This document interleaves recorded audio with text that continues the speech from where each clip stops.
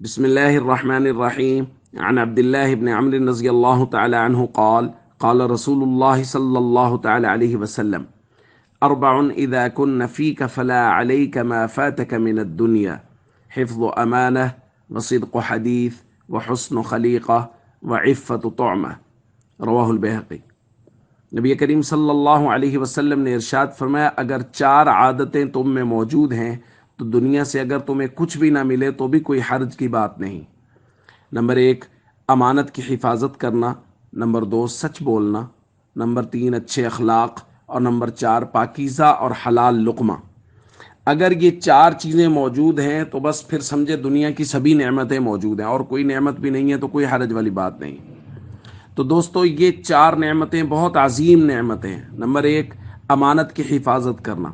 دوستو، امانت ہمارے یہاں مال کو تو سمجھا جاتا ہے کہ مال کسی نے پاس میں رکھا، اس کو واپس کرنا، اس کی حفاظت کرنا، یہ ہے امانت کی حفاظت۔ یاد رکھیے، اعمال بھی اور وقت بھی امانت ہوتا ہے۔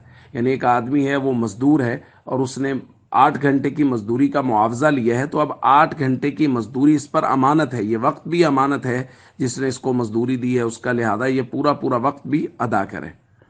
نمبر 2، سچ بولنا۔ ہمیشہ سچ، مذاق میں بھی جھوٹ بولنے کی اجازت نہیں ہے۔ اور حسن اخلاق، سب لوگوں کے ساتھ محبت کے ساتھ پیش آنا، لوگوں کی دی ہوئی تکلیفوں پر صبر کرنا، ان کو معاف کرنا، اور تمام تر لوگوں کے ساتھ محبت اور اخلاق کے ساتھ پیش آنا۔ اور پاکیزہ اور حلال لقمہ۔ اگر کسی کو یہ چار نعمتیں حاصل ہیں تو نبی کریم صلی اللہ علیہ وسلم فرما رہے، سمجھ لیجئے کائنات کی ساری ہی نعمتیں اس کے پاس موجود ہیں۔